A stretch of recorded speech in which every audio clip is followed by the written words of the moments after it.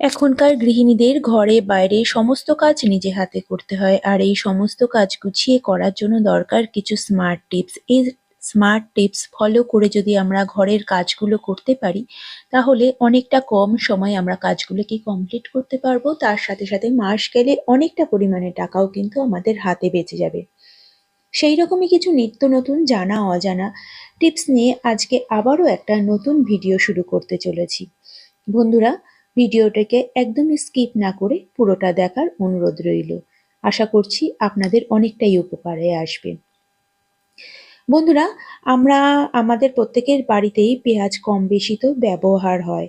আর অনেক সময় আমরা কোনো পিকনিকে যাই বা কোনো অনুষ্ঠানে গেলে তখন আমরা সবাই মিলে হয়তো কাজ করছি, কিন্তু এই পেঁয়াজ কাটার জন্য চাকু বা বটি কোনো কিছু হয়তো বেশি থাকে না। তখন আমরা কি করব? আমাদের দেখুন, আমাদের ঘরে প্রত্যেকের ঘরেই তো ছাঁকনি থাকে। এই ছাঁকনি দিয়েও কিন্তু আমরা পেঁয়াজটা অনায়াসে কেটে নিতে পারি। আর দেখুন, একদমই কিন্তু খুব সুন্দরভাবে কাটা হয়ে যাচ্ছে। কোনো রকম হাত কাটার কিন্তু ঝামেলা থাকবে না। আপনারা যখন ঘরে অবসর সময়ে বসে থাকবেন, টিভি দেখতে দেখতেও অনায়াসে পেঁয়াজটা কিন্তু এইরকম ছাঁকনি দিয়ে কেটে নিতে পারবেন। চাকু দিয়ে কাটতে গেলে অনেক সময় আমাদের হাত কেটে যাওয়ার কিন্তু ভয় থাকে। কোনো ছোট বাচ্চা হোক, তারাও কিন্তু এইভাবে অনায়াসে পেঁয়াজ কেটে নিতে পারবে। আর যদি কোনো অনুষ্ঠানে হোক, সেখানে হয়তো সবকিছু নেই, সেখানেও কিন্তু এইভাবে কাজটা কিন্তু চালানো যাবে। যদি টিপসটা ভালো লাগে অবশ্যই লাইক করে দেবেন। চলে যাচ্ছি পরের টিপসে। বন্ধুরা, আমাদের রসুন ছাড়ানোটা কিন্তু খুবই ঝামেলার ব্যাপার মনে হয়। এইভাবে রসুন যখন আমরা আঙ্গুল দিয়ে বা নখ দিয়ে ছাড়াতে যাই, আমাদের নখের মধ্যে একটা খুব জ্বালা হতে থাকে। কারণ রসুনের মধ্যে যে কষ থাকে সেটার জন্য আমাদের নখের কোনাগুলো কিন্তু খুব জ্বালা করতে থাকে। প্রথমে আমরা রসুনগুলোকে একটা করে কোয়াগুলোকে তো বের করে নিলাম, কিন্তু দেখুন যখন এই খোসাটা ছাড়াতে যাচ্ছি তখন কিন্তু আমাদের নখের মধ্যে প্রচন্ড বেশি লাগতে থাকে, এতটা শক্ত হয়ে থাকে। তো খুব সহজে অনেক অনেক রসুন কিন্তু আমরা ছাড়াতে পারবো। এইভাবে ছাড়াতে গেলে একটা একটা করে রসুন ছাড়াতে গেলে কিন্তু অনেকটা সময় লেগে যায়। তো বন্ধুরা, এই রকম প্লাস্টিক আমাদের প্রত্যেকের বাড়িতেই তো থাকে। এর মধ্যে আমি রসুনটাকে এইভাবে নিয়ে নিলাম। এবার ছাঁকনি দিয়ে আমি হালকা হালকা হাতে এর মধ্যে বাড়ি মারবো। এতে কি হবে?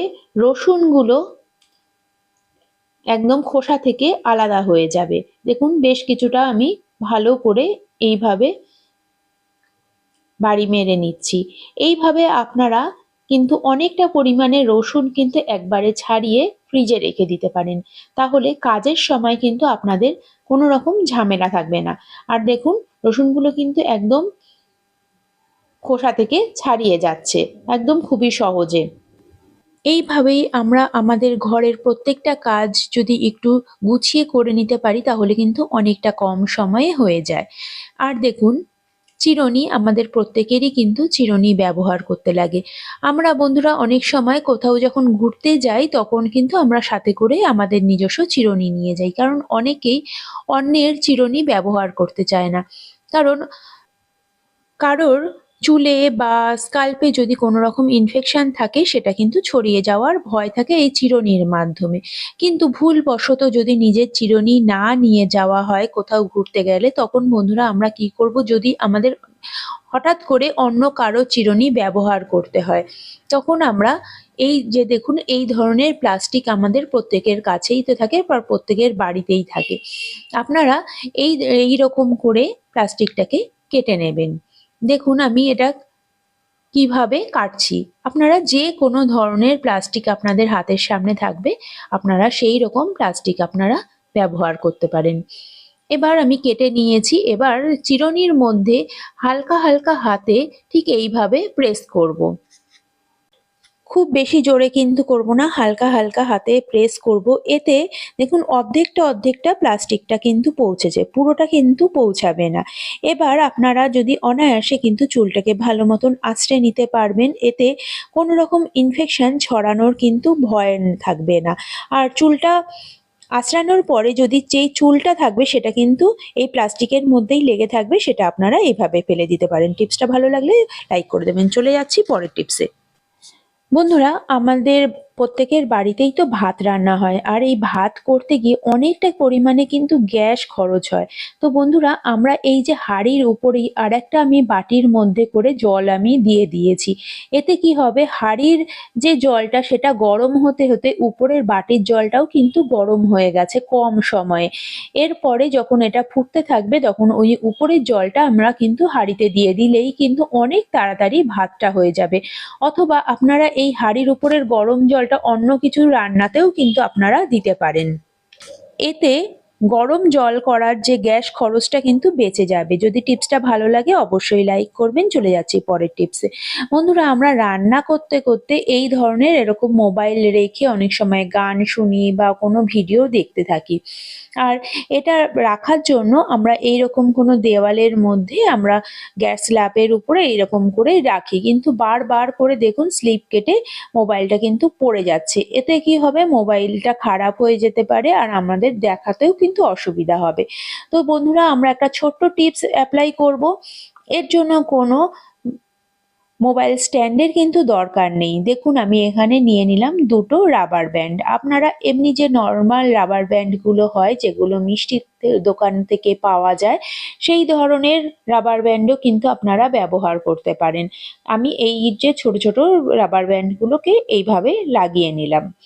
লাগানোতে এইভাবে দেখুন আমি রাখছি, এটা কিন্তু বারবার পড়ে যাওয়ার ঝামেলা আর থাকবে না। এইভাবে অনায়াসে কিন্তু ফোনটা রাখা যাবে, ফোনটা ভালোও থাকবে আর আমরা জিনিসটা দেখতেও পারবো। টিপসটা ভালো লাগলে লাইক করে দেবেন। চলে যাচ্ছি পরের টিপসে। বন্ধুরা, এই শীতকালে আমরা যত দামি ফেস ওয়াশই ব্যবহার করি না কেন, আমাদের স্কিন কিন্তু প্রচণ্ড বেশি ড্রাই হয়ে যায়। কারণ এর মধ্যে অনেক রকম কেমিক্যাল থাকে। তাছাড়া এক একজনের স্কিনের কোয়ালিটি এক এক রকম হয়। তো বন্ধুরা, এই পুরো শীতে এই রেমেডিটা আপনারা ব্যবহার করতে পারেন। দেখুন, আমি এখানে নিয়ে নিলাম বেসন। অনেকের স্কিন কিন্তু বেসনে ড্রাই হয়ে যায়, কিন্তু আজকে আমি যেই রেমেডিটা আপনাদের কাছে দেখাবো এতে কিন্তু কোনো রকম ভাবেই স্কিন ড্রাই হবে না। এর মধ্যে নিয়ে নিলাম টক দই আর নিয়ে নিচ্ছি হানি।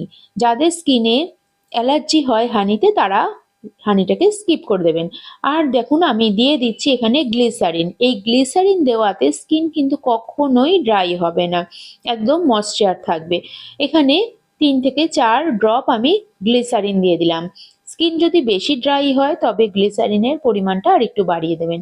আর কিছুটা দিয়ে দিলাম তেল। এখানে কোকোনাট অয়েল দিতে পারেন, আমি এখানে ওয়ালনাট অয়েল দিয়েছি। এটাকে খুব ভালো করে প্যাকটা বানিয়ে নিলাম।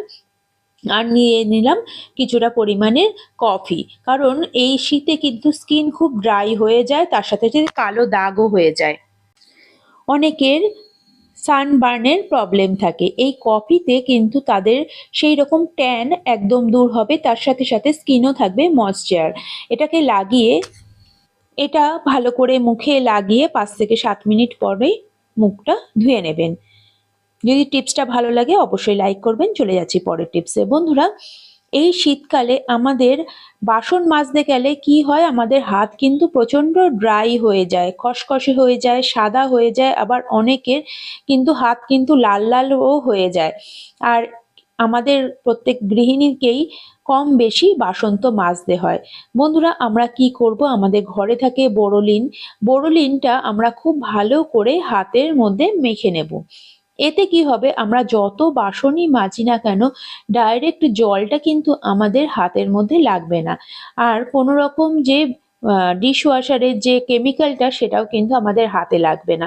এতে আমাদের স্কিন কিন্তু থাকবে একদম নরম। এতে আপনারা পরিবারের যত বাসনই হোক না কেন মাজতে থাকবেন, আপনাদের হাত কিন্তু একদমই সুন্দর থাকবে, ভালো থাকবে। এটা আমি হাতটা আপনাদের ধুয়ে দেখিয়ে দিচ্ছি। হাতটা কিন্তু একদমই তেলতেলে রয়েছে, যাতে আমাদের হাতের মধ্যে ডাইরেক্ট কিন্তু জল পৌঁছাচ্ছে না। দেখুন, একদমই কিন্তু বোরোলিনের একটা প্রলেপ কিন্তু আমার হাতের উপরে হয়ে রয়েছে। যদি টিপসগুলো ভালো লাগে লাইক, শেয়ার, কমেন্ট আর সাবস্ক্রাইব করে পাশে থাকবেন। পাশে থাকা বেল আইকনটিও বাজিয়ে দেবেন।